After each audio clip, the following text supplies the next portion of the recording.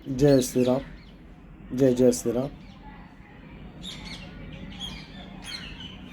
मैं संतोषी भगवान मानव शोषण समिति जमशेदपुर के अध्यक्ष आप लोगों के बीच फिर से उपस्थित हुआ हूँ। आप लोगों ने मेरी पहला वीडियो सनातन को काफ़ी प्यार दिया, काफ़ी आशीर्वाद दिया, तो मैं फिर से एक बार हिम्मत जुटाकर आप लोगों के सामने उपस्थित हुआ हूँ। आज जो पूरे देश में श्री रामचरितमानस पर जो विवाद चल रही है,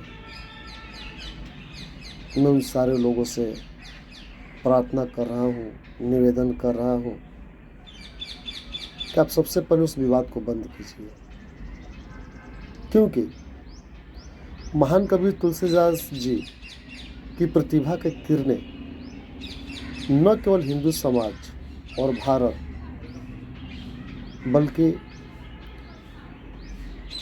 पूरे संसार उससे अलौकिक हो रहा है।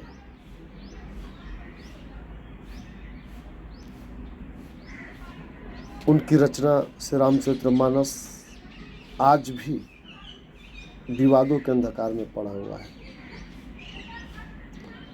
अब तक प्राप्त शोध निष्कर्ष भी हमें निश्चितता प्राप्त करने में असमर्थता दिखाई देता है। संत तुलसीदास जी एक हिंदू संत कवि ही नहीं, धर्म सुधारक और दार्शनिक भी थे। उन्होंने अवधी भाषा के साथ साथ ब्रज भाषा में भी अनेकों लोकप्रिय पुस्तकों की रचना की। आज श्री रामचरितमानस के पंचम सोपान श्री सुंदरकांड का एक चौपाई है कि ढोल गवार शूद्र पशु नारी सकल ताड़ना की अधिकार। आज हमारे ही बीच के लोग इस चौपाई को लेकर विवाद पैदा किए। जब हमारा ही दही खट्टा है तो लोग तो खट्टा कहेंगे। बिहार के शिक्षा मंत्री चंद्रशेखर जी जो विवाद पैदा किए, आज टीवी चैनल वालों ने इस चौपाई पर विवाद कराकर जो देश में हिंदू धर्म को नीचा दिखाने के लिए, हिंदू धर्म को बदनाम करने के लिए, श्री रामचरितमानस को बदनाम करने के लिए जो रचनाएं रच रहे हैं, गलत है।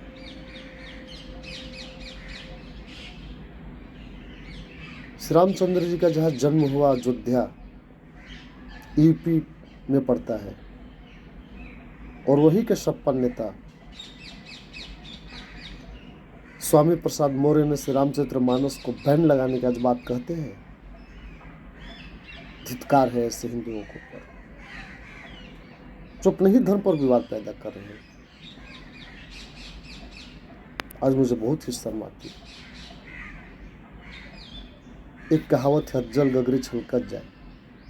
आप आधा ज्ञान लेकर क्यों समाज में विवाद पैदा कर रहे हैं? आप पूरे श्री रामचरितमानस को पढ़िए ना।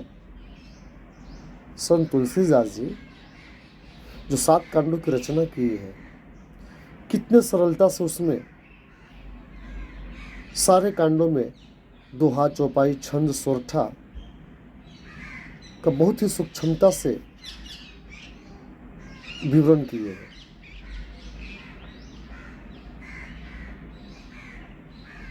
अब जब तक पढ़ोगे नहीं तब तक आपको तो समझ आएगी नहीं। आप तो जान रहे हैं कि ढोल को पीटने से, गंवार को पीटने से, शूद्र को पीटने से, नारी को पीटने से और पशु को पीटने से ही बस में रहता है। धिक्कार है आपके सोच पर। मुझे बहुत ही शर्म आती है। सुधर जाओ हिंदुओं। आज हम हिंदू होकर हिंदू को जो धिक्कार रहे हैं, इससे मुझे खुद शर्म आ रही है कि मैं अपने ही भाई को, अपने ही भतीजा को, अपने ही बेटा को, अपने ही परिवार को आज हम रामचरितमानस से अलग रख रहे हैं। क्यों? आज आप इंग्लिश मीडियम वाले हो गए हैं। वही संस्कार, वही सनातन धर्म, वही श्री रामचरितमानस कभी ध्यान से पढ़ा, अपने बच्चे को पढ़ाया। आप खुद नहीं पढ़े तो अपने बच्चे को क्या पढ़ाएंगे? आपके विवाद से मुझे घृणा होती है। आज आपको देखा देखी कई लोग जहरीले बयान बोल रहे हैं। आप ही जैसे लोग श्री रामचरितमानस को एक पुस्तक बनाकर रख दिए हैं। छी, मुझे शर्म आती है। और आप ही का श्री रामचरितमानस को विदेश के कई विश्वविद्यालयों में सिलेबस का रूप में इस्तेमाल किया जाता है और उसी पर शोध करके अपने वो लोग सिलेबस को अपने बच्चे को पढ़ाते हैं। तुम क्या समझोगे रामचरितमानस है कि जिस दिन तुम रामचरितमानस पढ़ लोगे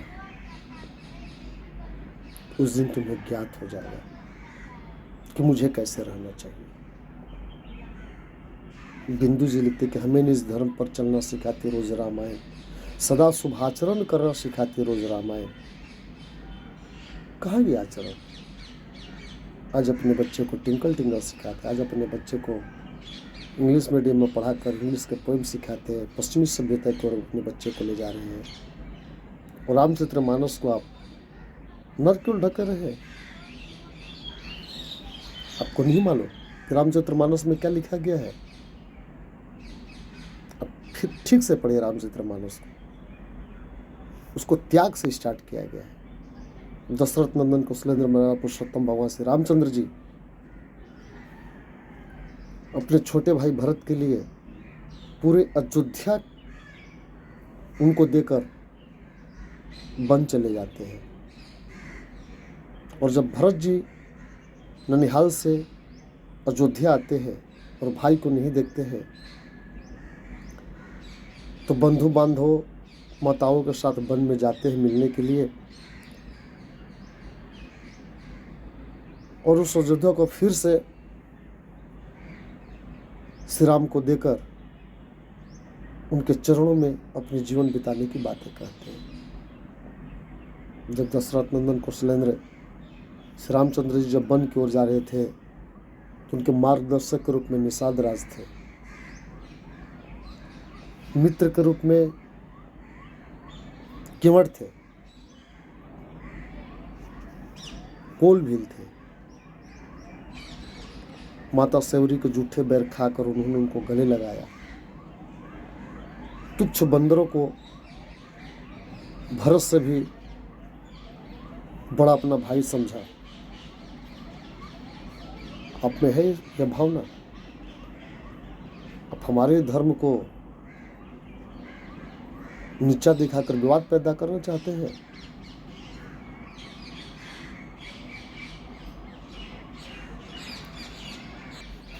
पहले आप ताड़ना का अर्थ को समझिए। अवधी भाषा और हिंदी में, इंग्लिश में, बंगला में, संस्कृत में सभी भाषाओं की अर्थ अलग अलग हो जाती है। आपने सुना होगा कनक कनक तो 100 गुना मादकता अधिकाय, उहे खाए बोराई जग उहे पाए बोराई। कनक मने सोना और कनक मने धतूरा भी होता है। जब सोना आदमी को मिल जाएगा ना फिर भी वो बौरा जाएगा, और जब धतूरा खा लेगा तो निश्चित ही बौरा जाएगा। दोनों ही स्थिति में उसको बौराना है। उसी तरह से यहाँ शूद्र पशु नारी सकल ताड़ना के अधिकारी, तो ताड़ना माने मारना नहीं होता है। अपने ताड़ना का पहले अर्थ समझिए कि ताड़ना माने होता क्या है। हिंदू धर्म पर विवाद करने वालों, मेरे इस वीडियो को गौर से देखो और सुनो और चेतावनी समझो कि आज के बाद किसी ने भी हमारे हिंदू धर्म के ग्रंथों पर विवाद अगर पैदा किए तो मुझसे बुरा कोई नहीं होगा। मैं नहीं चाहता कि अपने ही भाई भतीजों को, अपने ही मित्रों को, अपने ही सनातन प्रेमियों को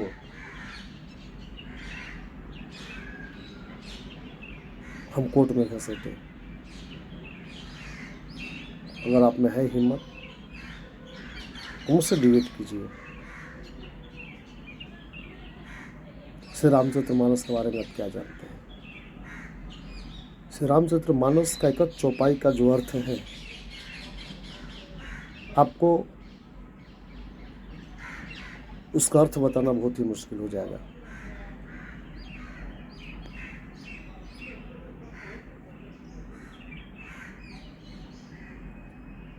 श्री रामचरितमानस में लिखा गया है बाल कांड में कि श्रोता वक्ता ज्ञान निधि कथा राम के गुण किमी समझो में जीव जड़ा कलिमल ग्रसित विमूढ़। तुम क्या समझो? तुम तो खुद विमूढ़ हो। रहे ढोल गवार शूद्र पशु नारी की बात, तो ढोल को पीटने का मतलब नहीं कि डंडा से पीटोगे और आवाज करेगा, नहीं। उसको प्यार से ताल मात्रा में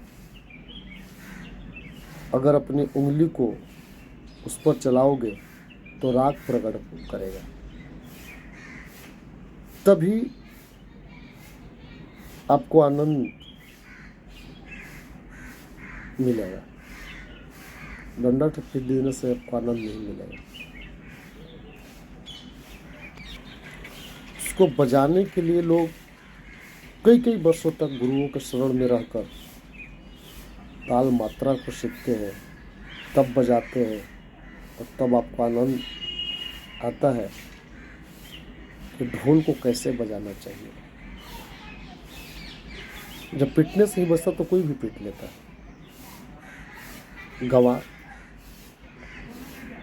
गंवार पर जब तक तुम नज़र नहीं रखोगे कि उसको कार्य को दे दिया कि इस काम को कर दो, जब तक उस पर नज़र नहीं हो तो गंवार है ही है, तो खुद कार्य को खराब कर देगा। इसलिए उस पर नज़र रखने की आवश्यकता है, पीटने की नहीं। पीटोगे तो काम नहीं करेगा, क्योंकि गंवार जो है अविवेकी होता है, और अविवेकी पुरुष जो होते हैं तो जब तक नज़र नहीं रखोगे तब तक वो कार्य को सही रूप से नहीं कर पाएंगे। शूद्र जिस पर आप विवाद पैदा कर रहे हो, शूद्र कौन है तुम जानते हो? नहीं जानते। शूद्र को तुम तो ये समझते हो कि समाज के चौथा व्यक्ति जो है, चतुर्थ वर्ग के जो लोग हैं वही शूद्र है। छी तुम्हारी सोच पर धिक्कार है। शूद्र की उत्पत्ति को जानना है तो ग्रंथ को समझो, पुराणों को समझो कि शूद्र की उत्पत्ति विष्णु के श्री चरणों से हुई, जिसके वंदना हम लोग करते हैं, वहीं से शूद्र की उत्पत्ति हुई है। और जहाँ से वो शूद्र उत्पन्न हुआ है उसकी हम लोग वंदना करते हैं, पूजा करते हैं, याचना करते हैं, जिनकी भोग हम लोग लगाते हैं, चरण आरती उतारते हैं। और शूद्र को आप नीच बता रहे हो। मुझे हंसी आती है तुम्हारी सोच पर। तुम्हें शूद्र को जानना है तो वायु पुराण और भविष्य पुराण पढ़ो। शूद्र का वर्णन तुझे मिल जाएगा। रहा पशु, तुमने कभी खेत में गया है? हल चलाते हुए देखा है किसानों को? पांच की जान पर 100 की पीड़ा।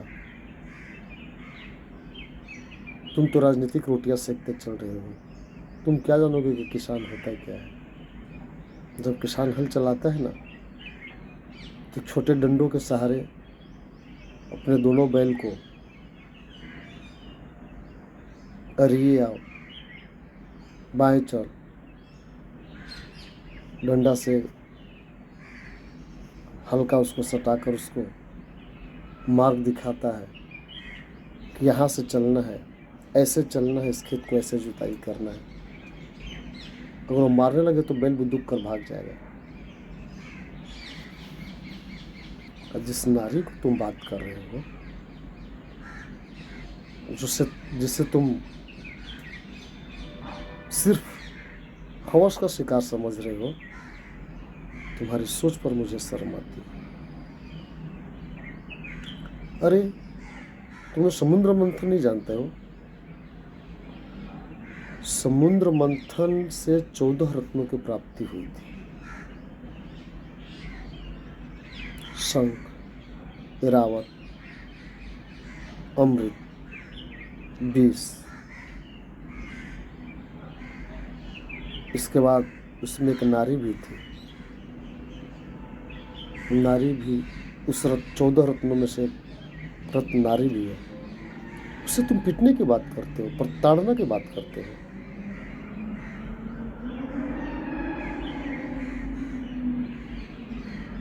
उस नारी के जीवन के बारे में तुम जानते क्या? तुम क्या जानते हो कि नारी को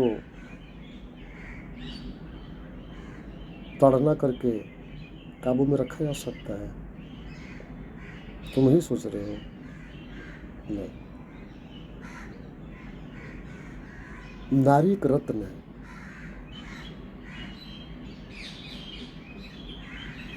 और उस रत्न को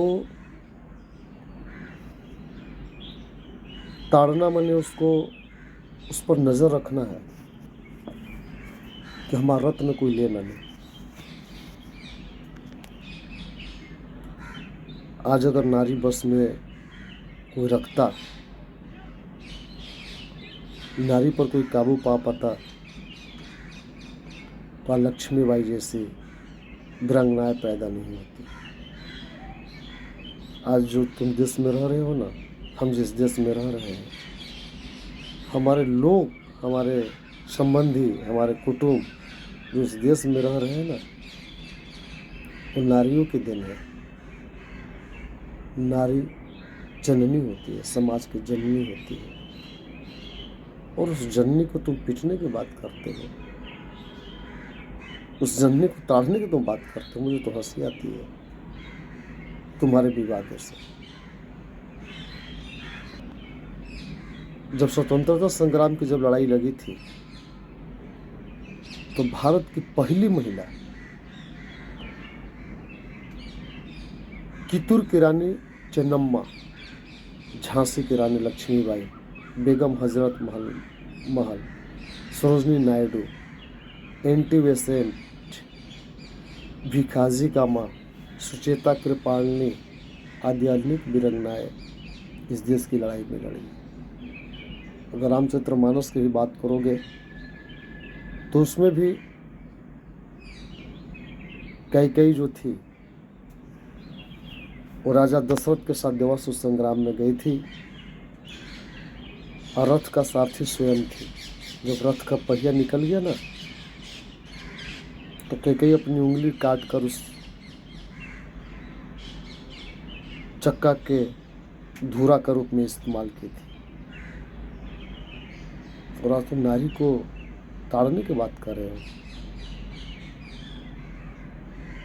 अगर दशरथ जी ताड़ना करते ना,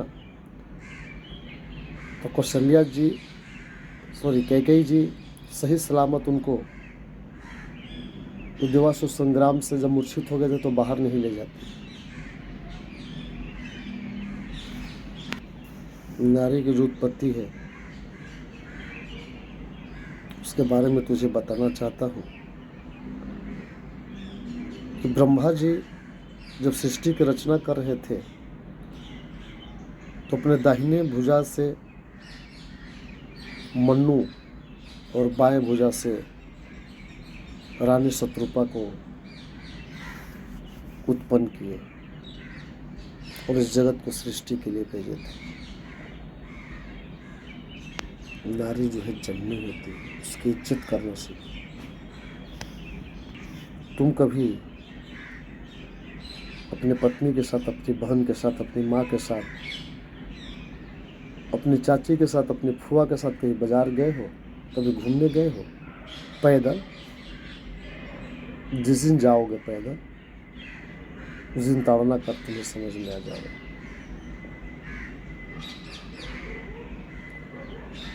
कोई भी आदमी जब अपने परिवार के साथ, अपनी बहन के साथ, अपनी माँ के साथ चलता है तो कभी कभी क्या होता है कि मर्द आगे चले जाते हैं और औरत पीछे रह जाती है। जो आदमी आगे जाते हैं वो आगे रुक कर देखते हैं कि वो कितने दूर चले। वो ताड़ता है, उसको मारता नहीं है, उसको ताड़न बोलते हैं। उस पर नजर रखना।